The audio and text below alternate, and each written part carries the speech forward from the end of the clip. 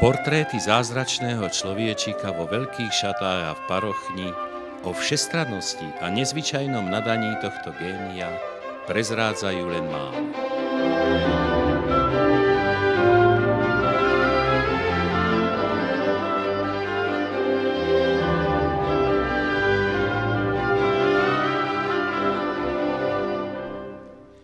Wolfgang Amadeus Mozart. Životný príbeh pozoruhodného hudobníka sa začal pred 250 rokmi 27. januára 1756 v meste Salzburg v dnešnom západnom Rakúsku. Narodil sa ako najmladšie zo 7 detí Leopolda a Anny Márie Mozartovcov. Zo všetkých 7 súrodencov sa dospelosti dožili len on a jeho staršia sestra Nannerl. Súrodenci nechodili do školy.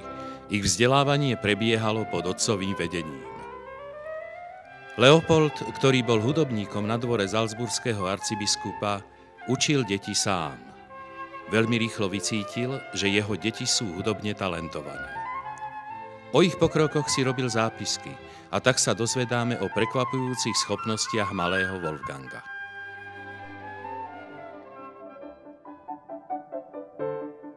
Trojročný sa učil hrať na klavíri a husliach. Štvorročný už dokázal hrať zložité skladby na čembalo alebo orgán. 5-ročný začal komponovať vlastné krátke skladby.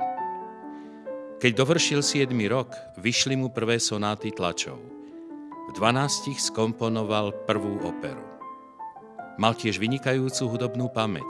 Dokázal zapísať skladbu do nôt po jednom vypočutí. Hoci bol už v skorom veku hudobne vyzretý, i keď vyrástol, prejavoval tak trochu neschopnosť vysporiadať sa s tvrdou realitou života.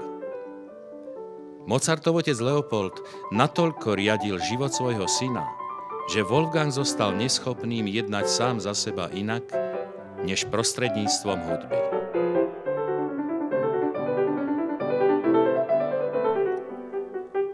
Mozart, samopašný, detinský a neskrotne veselý.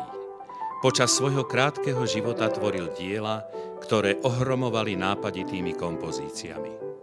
Bol nepochybne najpozoruhodnejším umelcom svojej doby.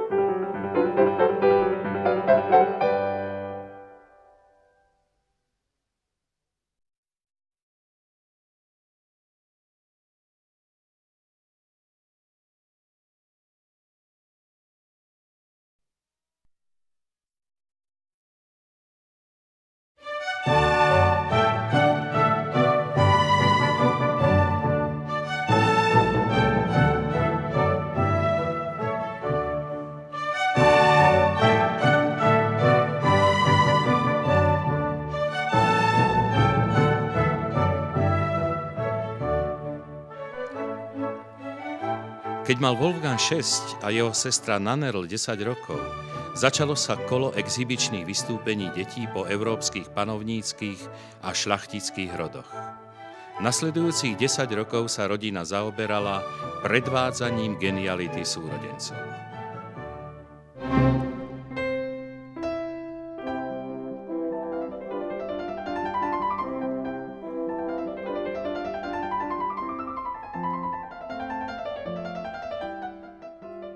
Ako takéto koncertné turné vyzeralo? Treba spomenúť, že vystúpenia detí mali nádych senzačnosti a ich poslaním bolo panstvo zabávať.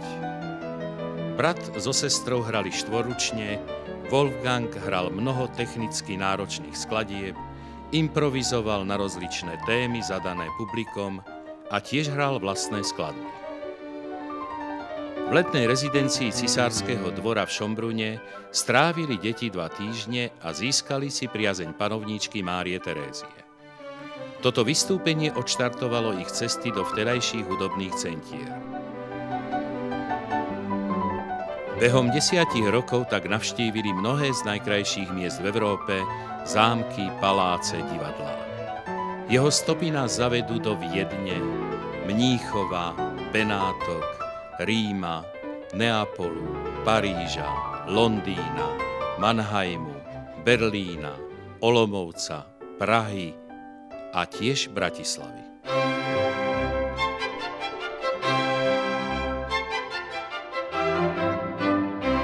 Z početnej korešpondencie otca Leopolda o aktivitách na koncertných cestách sa dozvedáme o náročnosti cestovania dostavníkom v tej dobe. Krehký organizmus a opakujúce sa choroby, denné koncertovanie v spoločnosti šľachty podrili chlapcovo zdravie. Tak tomu bolo aj v Bratislave. Plánovaný 8-denný pobyt sa predĺžil. Príčiny mohli byť síce aj umelecké, otec ich však v jednom liste opisuje takto. 20. decembra 1762 mienili sme z Bratislavy odcestovať, ale 19. ma strašne rozboleli zuby. Na štedrý deň ráno o 8:30 rozlúčili sme sa s Bratislavou a večer o 8:30 sme boli vo Viedni. Naše cestovanie nebolo príjemné, lebo aj keď cesta bola zamrznutá, bola plná hlbokých jám a koľají a strašne nás viegalo. Žiaľ, bola to jediná cesta Mozartovcov do Bratislavy, avšak stačila na to, aby meno Wolfganga Amadea Mozarta ostalo trvale zapísané do histórie nášho hlavného mesta.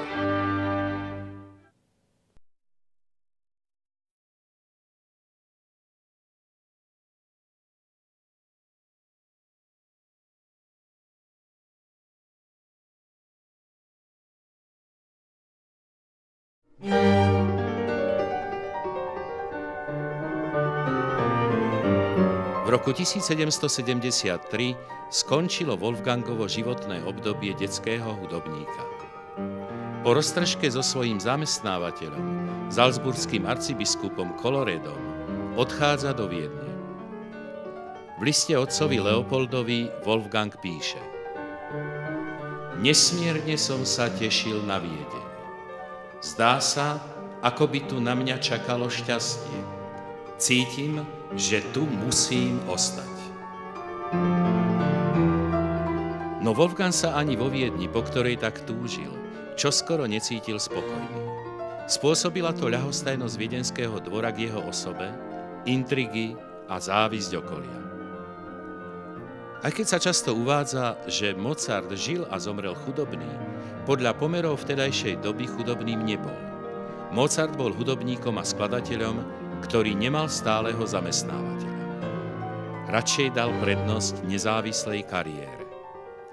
Na nákladný život vo Viedni si zarábal vyučovaním hudby, hral na koncertoch pre verejnosť a šľachtu a neskôr dostal miesto na cisárskom dvore. Spôsob, akým si zarábal na živobytie, ho často oberal o čas, ktorý venoval skladaniu vlastných skladieb.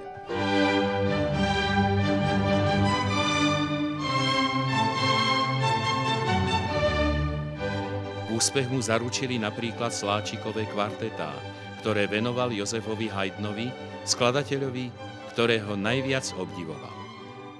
Sám Haydn po ich premiére povedal otcovi Leopoldovi: Váš syn je najväčším skladateľom, ktorého poznám podľa mena aj osobne.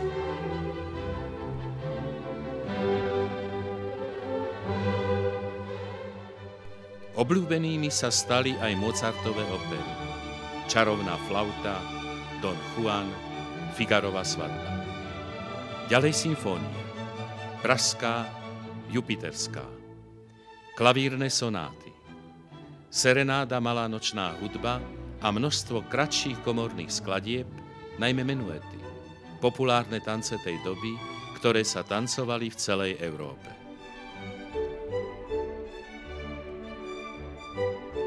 Napriek mnohým problémom a nepriazňam osudu skladateľa sú Mozartove skladby prežiarené radosťou, smiechom, hravosťou a ľahkosťou.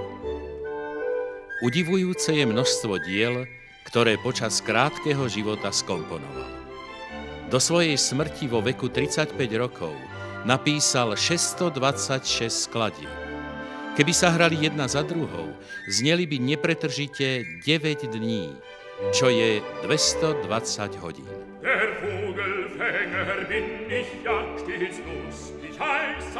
Sassa, ich Vogelfänger bin bekannt, bei alt und jung im ganzen Land. Weiß mit dem Locken umzugehen und mich am Pfeifen zu verstehen. Drum kann ich froh und lustig sein, denn alle Vögel sind ja mein.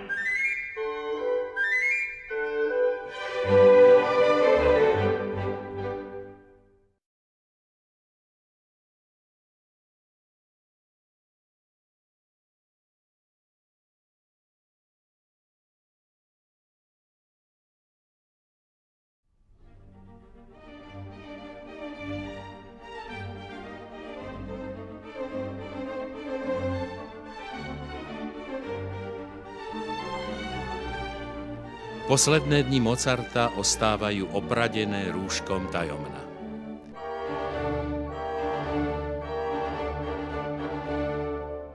V lete roku 1791 ho navštívil muž, ktorého popísal ako neznámeho šedého posla.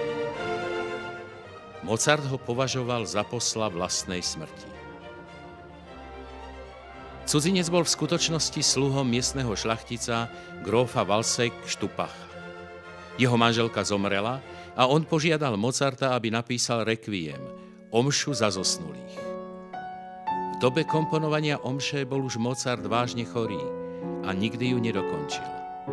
Koncom novembra choroba pokročila, mdloby, opuchy na rukách a končatinách boli zjavne nevyliečiteľné. Rekviem komponoval na posteli za pomoci svojho žiaka Zismajera.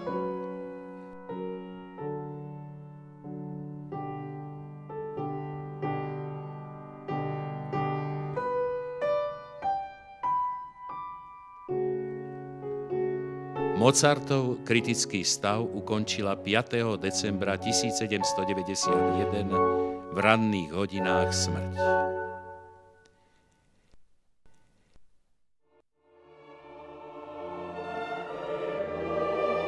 Skromný počet účastníkov jeho pohrebu a nenápadný hrob dokazujú, že Mozart už nebol taký vážený.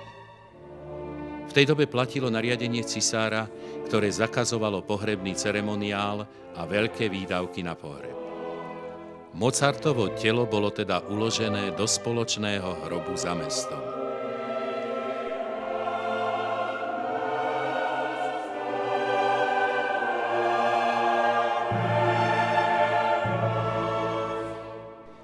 Nejasné okolnosti Mozartovej smrti a mnohé dohady o pravom dôvode jeho skonu zaujímajú mnohých vedcov, lekárov, kriminológov, spisovateľov či filmových režisérov.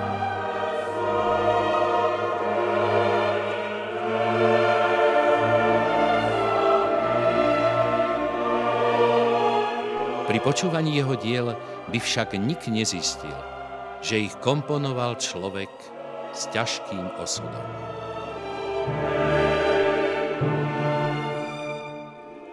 Tridsaťjedenročný skladateľ napísal tieto slová.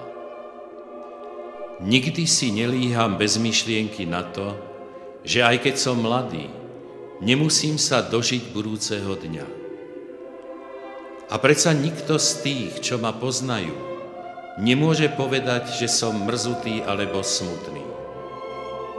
A za túto blaženosť každodenne ďakujem svojmu stvoriteľovi a zo srdca ju prajem všetkým svojim blízkym.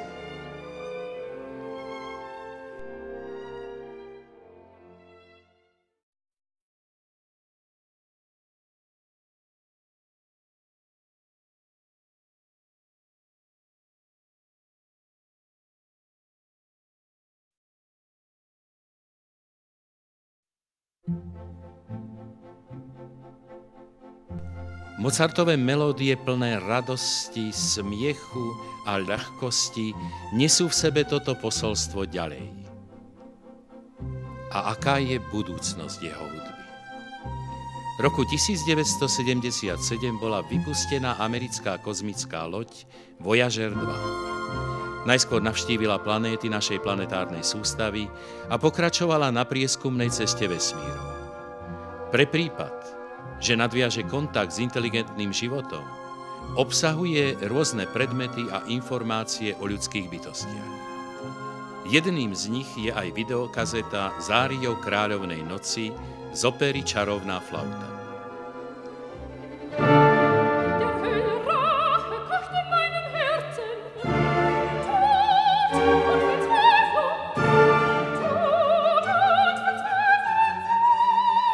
Vo vzduchoprázdne nič nepodlieha skaze. Ak sa Voyager 2 nezrazí s meteoritom, môže putovať miliardy rokov s Mozartovou hudbou na palube.